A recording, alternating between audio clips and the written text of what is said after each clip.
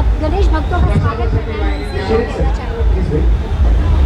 आज अनंत चतुर्थी है। पूरे मुंबई शहर में गणपति बापा को हम सब लोग मिलकर विदाई दे रहे हैं। गए 10 दिन और आज 11वां दिन गणपति बापा का सभी लोगों ने अच्छी तरह से पूजा की और आने वाले दिनों में मुंबई शहर, महाराष्ट्र और पूरे देश में कहीं पर भी किसी भी प्रकार का विघ्न ना आए, इस प्रकार की आराधना हम सब लोगों ने मिलकर की है।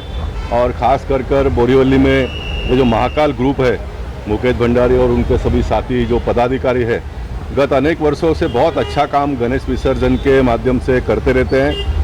शाम को 4 बजे से लेकर रात को 12-1 बजे तक लोगों को, जितने भी गणेश भक्त आते हैं, उनको नाश्ते की व्यवस्था करते हैं। जो दिव्यांग होते हैं उनको रोक रकम देकर उनको मदद करने का काम करते हैं।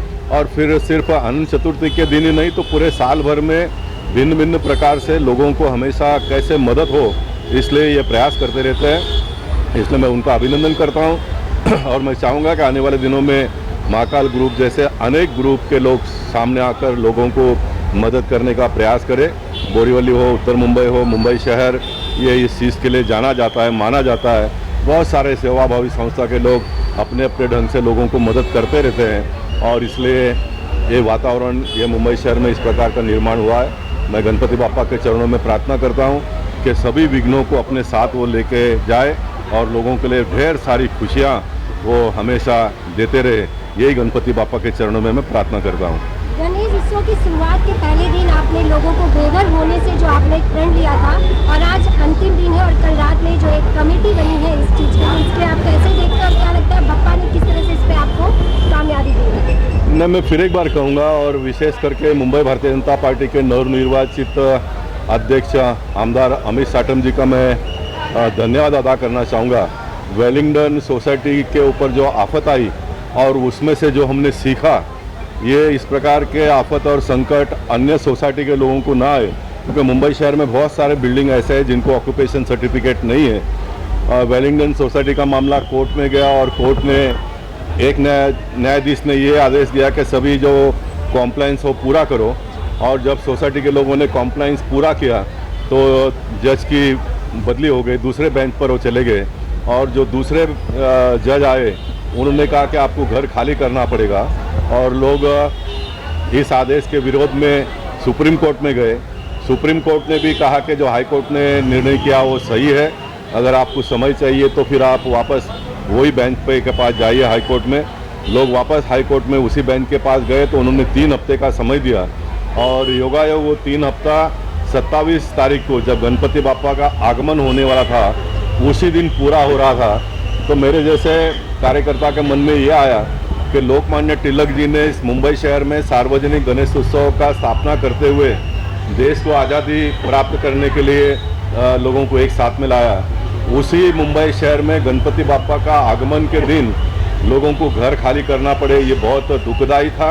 इसलिए मैंने वेलिंगटन सोसाइटी के मामले में कूद पड़ा और मैंने एक बहुत बड़ा निर्णय लिया कि अगर कोई कारण से वेलिंगटन सोसाइटी के लोगों को घर खाली करना पड़ेगा तो मैं राजकीय संन्यास ले लूँगा, मैं अपना सर का मुंडन करूँगा। क्योंकि ये निर्णय इतना भयंकर है, क्योंकि लोगों ने अपने मेहनत से कमाए हुए पैसे से घर लिया और जब तक कॉम्प्लाइंस पूरा नहीं हुआ था तब तक वो घर में रह रहे थे और जिस दिन कॉम्प्लाइंस पूरा हो गया उस दिन उनको घर से बाहर निकलना पड़ेगा। तो लोगों के मन में ये आएगा कि भाई कैसी लोकशाही, ये नगर सेवक, ये विधायक, ये सांसद, ये सरकार, ये सारे लोग क्या करते हैं। तो लोगों को ऐसा न लगे, इसलिए मैंने इतना बड़ा निर्णय लिया और मैंने सरकार को भी अपील किया था कि आप इसमें इंटरवीन हो जाइए। तो महाराष्ट्र के मुख्यमंत्री सम्मान्य देवेंद्र फडणवीस जी इसमें इंटरवीन हुए। उन्होंने महानगर पालिका के आयुक्त को कहा कि आप इनका सारा अगर फॉर्मेलिटी कॉम्प्लाइंस पूरा हुआ होगा तो इनको ऑक्यूपेशन दे दीजिए। तो एक बहुत बड़ा दिलासा मिला। लकीली कहे अनलकीली उसके बाद का जो बेंच था वो फिर वापस बदली हो गया। मैटर बोर्ड पर 2 बार लिस्टेड हुआ लेकिन सुनवाई हुई नहीं। अभी गणपति बापा सारे विघ्नों को साथ में ले जाएंगे और एक अच्छा दिन वेलिंगटन सोसाइटी और सारे मुंबई शहर के लोगों के लिए आएगा, ऐसा मैं मानता हूँ। और ये जो मुंबई भारतीय जनता पार्टी के अध्यक्ष ने जो कमेटी बनाई है उसका अध्यक्षता मुझे करने के लिए कहा उन्होंने, क्योंकि मुझे एक बहुत बड़ा लंबा अनुभव ये सारे कामकाजों का है और उसमें 4 एडवोकेट को हमने जोड़ा है, 3-4 आर्किटेक्ट लोगों को जोड़ा है और भी कुछ लोगों को हम आने वाले दिनों में जोड़ेंगे।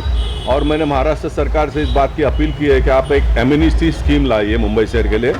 जिन लोगों को ऑक्यूपेशन सर्टिफिकेट नहीं है, जिनके जूने कानून के हिसाब से बिल्डिंग बने हैं, उनके ऊपर जूने कानून नहीं लगना चाहिए, नया कानून नहीं लगना चाहिए। नया कानून अगर लगाते हैं तो उनको लाखों करोड़ों रुपया भरना पड़ेगा, जो लोगों की कैपेसिटी के बाहर की बात है। इसलिए जूने लोगों को जूना कानून से ऑक्यूपेशन सर्टिफिकेट मिले, इस प्रकार की मांग मैंने की है। और मैं जो मांग करता हूं तो मैं अभ्यास करके करता हूं। मैं खाली वोटर को खुश करने के लिए और सरकार के ऊपर दबाव लाने के लिए कोई भी मांग नहीं करता हूं। मैं न्यायिक मांग करता हूं और जो मांग मैं करता हूं उसे मैं परिपूर्ण करके ले सकता हूं, ऐसा मुझे लगता है। और मुझे जितना गणपति बापा के ऊपर श्रद्धा और विश्वास है, उतना ही विश्वास और श्रद्धा मुझे महाराष्ट्र के मुख्यमंत्री देवेंद्र फडणवीस जी के ऊपर है। और मैं इस बात का आप लोगों को गवाही देना चाहता हूं कि हम बहुत जल्दी से जल्दी मुंबई शहर के लोगों को जिनके पास ऑक्यूपेशन सर्टिफिकेट नहीं है, उनके ऊपर किसी भी प्रकार का अन्याय न होते हुए उनको ऑक्यूपेशन सर्टिफिकेट मिलेगा, इस प्रकार की एक व्यवस्था करेंगे। कहना चाहेंगे आज यहाँ महाकाल ग्रुप के द्वारा गणेश भक्तों का स्वागत किया जा रहा है, क्या कुछ कहना चाहेंगे? आज इस पंडाल का उद्घाटन हमारे माननीय गोपाल शेट्टी जी उनके हाथों से हुआ और हर साल उनके हाथों से मंडल का उद्घाटन किया जाता है। और ये हम लोग कार्यक्रम उन्हीं की प्रेरणा से यहाँ पर करते आते हैं। हर साल दिव्यांगों को मदद करते हैं, सेव बूंदी का बांटप करते हैं, चाय का करते हैं। हमारा ये बोरली का बड़ा बिजनेसमैन लोगों का ग्रुप है और ये सब मिलकर हम लोग करते हैं। किस तरह से जय महाकाल ग्रुप का नाम रखा और इस ग्रुप के माध्यम से गणेश उत्सव के अलावा क्या कुछ कार्यक्रम होता है जो किया जाता है? पहले यहाँ पर हमारा पंडाल लगता जो बाबा अमरनाथ ग्रुप था, वही सब ग्रुप है। और हम लोग हर साल बाबा अमरनाथ जाते थे। गत 18 साल 19 साल यहाँ पर वो कार्यक्रम किया। अभी हम लोग ये नया नाम दिया है जय महाकाल। ये महाकाल जाते हैं, हर साल जाते हैं, पूरे ग्रुप के मेहमान बोरली के लोग जाते हैं। उस वजह से इसका नाम महाकाल ग्रुप रखा है।